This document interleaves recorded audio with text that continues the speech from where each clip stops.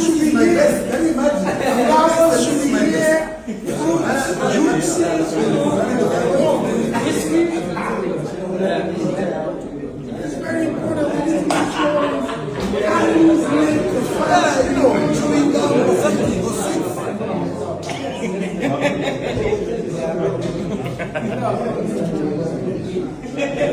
Iyi yose mubonye ni timu ya Munyakazi.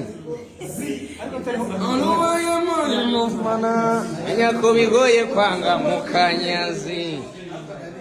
Ibintu birakomeye, iyi ni backstage, ibintu ni imiriro wallahi. Bruce ameze neza ariteguye for